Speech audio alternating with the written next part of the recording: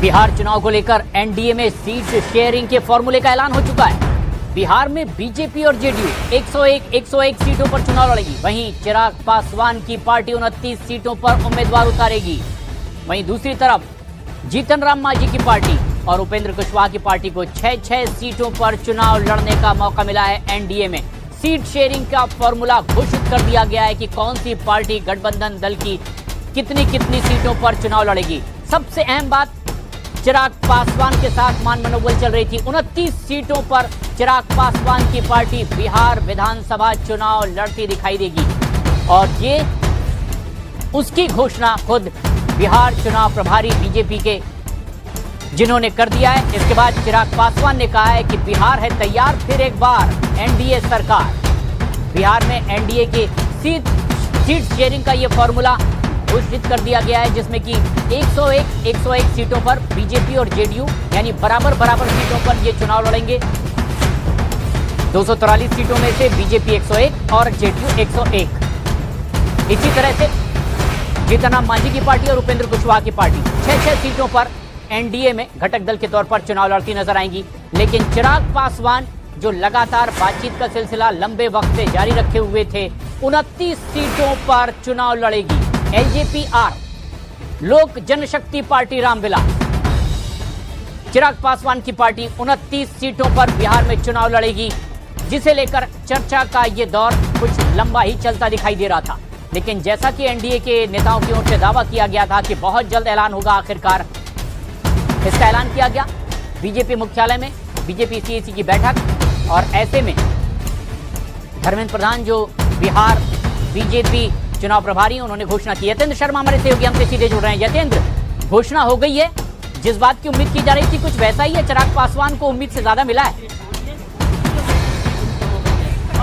देखिए, जो उम्मीद की जा रही थी उस उम्मीद के हिसाब से देखेंगे तो इसमें कुछ बदलाव देखने को मिलेगा। और इसमें जो पहली बड़ी भूमिका रही कि जेडीयू की तरफ से बार बार कहा जा रहा था कि चाहे एक सीट उनको ज़्यादा मिले, सम्मान के नाम पर वो एक सीट ज़्यादा पर लड़ेंगे, लेकिन उस बात को भी या उस कन्फ्यूजन को भी इसमें दूर हुआ है। और इस बार जो बड़े भाई की और छोटे भाई की भूमिका में जेडीयू और बीजेपी रहते थे, वो इस बार देखने को नहीं मिलेगा। यानी कि दोनों बराबर सीटों पर लड़ेंगे। दोनों बराबर सीटों का मतलब है कि जुड़वा भाई, यानी कि दोनों 101 सीट पर लड़ेंगे। और जहां चिराग की बात थी, चिराग अपनी जिद पर अड़े रहे और उन्होंने 19 से ज्यादा सीटें उस बार्गेनिंग के आधार पर, उस प्रेशर के आधार पर पाने का काम किया।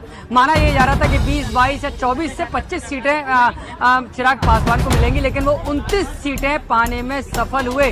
और जहां मांझी और उपेंद्र कुशवाहा ज्यादा सीटों पर अड़े हुए थे, जीतन राम मांझी ने तो बाकायदा कहा था कि 15 ग्राम सीटें, यानी कि 15 सीटें उनको मिलनी चाहिए और 8 सीटें वो जीतने का दावा कर रहे थे। 8 जीतने का दावा तो छोड़िए, उनको उतनी सीटें भी नहीं मिली। 6 सीटों से उनको संतोष करना पड़ा। प्रधानमंत्री नरेंद्र मोदी से उनकी मुलाकात हुई, उन्होंने हर तरह से समर्थन करने की बात की, यानी कि 6 सीटों पर वो भी खुश हैं। और लास्ट टाइम तक उपेंद्र कुशवाहा एक सीट को लेकर अड़े रहे, दिनारा विधानसभा सीट, जिसमें कुछ देर पहले विनोद तावड़े, नित्यानंद राय उनसे मिलने गए थे, लेकिन उस पर भी उन्होंने कहा कि दिनारा सीट से पीछे वो नहीं हटेंगे। उसके बाद जब सीसी में ये दोनों नेता आए, उन्होंने इस बात को रखा, तो इस बात पर बीजेपी आलाकमान ने सहमति दी कि चलिए दिनारा सीट उनको दीजिए। और कुल मिलाकर 6 सीटें उनको दी गई। ऋतुराज सिन्हा को वहां पर भेजा गया ये संदेश लेकर कि इनकी दिनारा सीट की मांग को मान लिया गया है। तो क्या ये भी माना जाए कि जो खबरें आ रही थी कि उपेंद्र कुशवाहा राज्यसभा रिपीट करवाना चाहते हैं, कुछ ऐसी शर्तों के साथ वो कम सीटों पर भी मान गए, कुछ पर्दे के पीछे ये तमाम तरह की बातचीत भी हुई जरूर होगी।